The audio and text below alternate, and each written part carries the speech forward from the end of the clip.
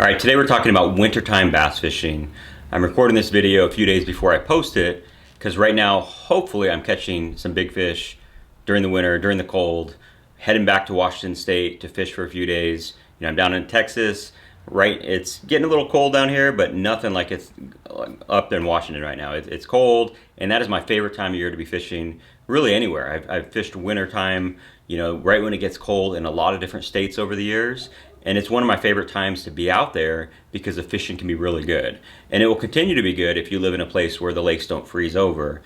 And wintertime fishing, in my mind, is the simplest, best time to be fishing because one, you can catch a lot of fish.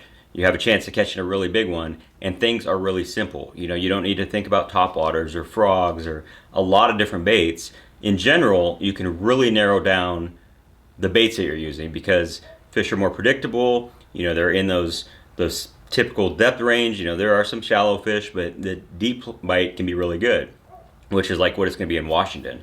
Like, I'll show you. This is what I'm taking with me. This is all I'm taking with me. Of course, I got a buddy that has a boat, and he has some stuff if I need it, but in my mind, everything that I could possibly need is right here in this box, with the exception of some plastics. You got to have some plastics. So really not a lot of tackle for flying across the country and fishing for 4.5 days. Like I said, everything I think I need is going to be in this box, especially for where I'm going. So I'm going to just kind of show you a few things that are in here. And these are some of my favorite wintertime baits that work in a lot of different states. And then I'll talk about some other ones that I also use, but I'm just not bringing on this trip. But you got to have blade baits. They're great when the water's cold, especially for smallmouth. It's a Spro version. I got a lot of different brands in here. I got some that I make myself. You got to have some tail spinners. They're a great bait as well when the water's cold. Both of those I like to lift and drop, just like a dying bait fish. They're very good for imitating dying bait fish. And when the water gets 50 and below, I don't think there's a better way to catch fish, especially smallmouth, than a blade bait or a tail spinner. The other thing I'm packing with is some drop shot stuff. That's one technique that I think will work every month of the year. There's certainly better times that it works better than other baits, but it's something that will work year round. The other thing, you got to have some jig heads for swim baits, and I'm really getting into the mid strolling. I've done a video on that as well. Fishing a fluke style bait through the water column. It's a very good way to catch bass during the wintertime. So I got some jig heads. Also got some bigger heads. I like to throw a big Kitech as well, big Kitech swim bait, the 4/8, 5/8. Those are some great options as well for that late fall bite that I'm going to be experiencing, again, hopefully while you're watching this video.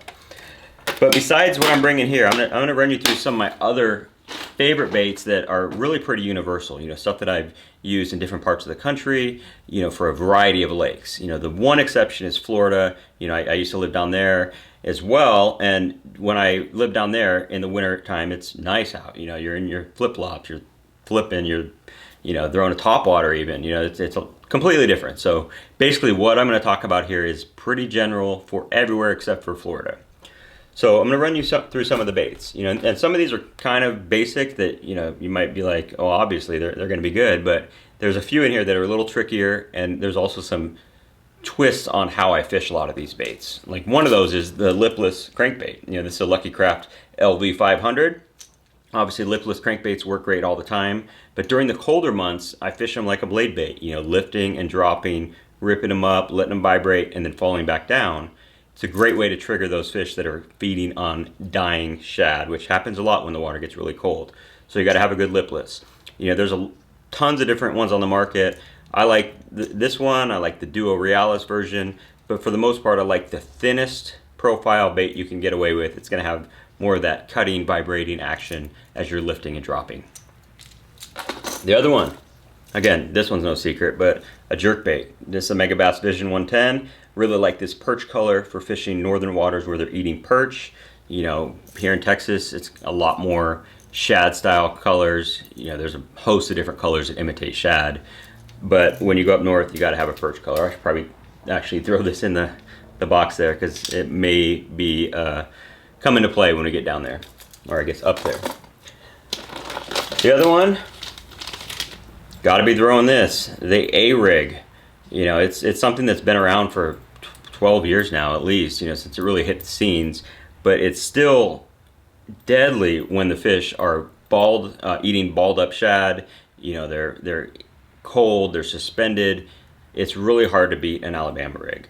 You know, there's a lot of them out there. This is the I honestly, I don't even know which one this one is, but I really like the G-Funk. I like the Umbrella Flash Mob. I like the ones with the blades on them the best. It's not required. I don't have any swim baits on here, but I like the Kitech Swing Impact Fat, the 2.8, the 3.3 at times, but I really don't like to go much bigger than that. But gotta have an A rig this time of year.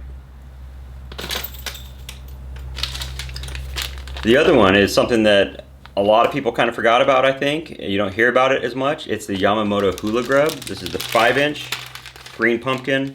Fish it on a football head. It is a great way to imitate a crawfish. During the winter months, they are eating, so just drag it along the bottom. It's a great way to do it.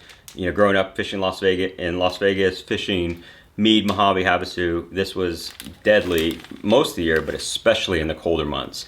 And then in Washington, it's great for catching those smallmouth that are right on the bottom, you know, hugging the bottom, eating crawfish, especially during the colder months. But really simple, just drag it along the bottom. Again, 1/2 ounce is probably the best all-around size, but you can go all the way up to an ounce, you know, or even if you're fishing shallower, go to 3/8 or 1/4. But it's a great way to catch cold water bass. Next one we talked about a little bit, but this is one of my favorite ways to fish the mid-strolling technique.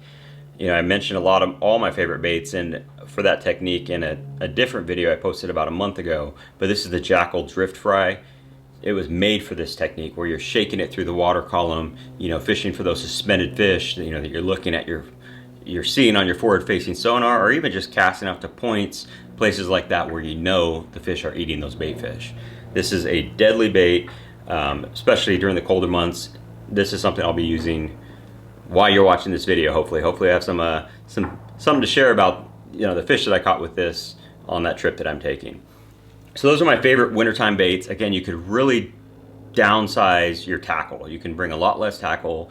You can really eliminate a lot of that in your mind because fish are more predictable. They're in certain depth zones. There's a lot of reasons for that, but in my mind, the best thing is to keep things simple in the wintertime, stick with the proven baits. These are my favorite. What else am I missing? I love to hear those comments. You know, I love answering comments, seeing what baits is your favorite during the winter, but I feel like what I've named here, if it's all I had to go just about anywhere in the country right now and through the winter, I can catch fish with these baits.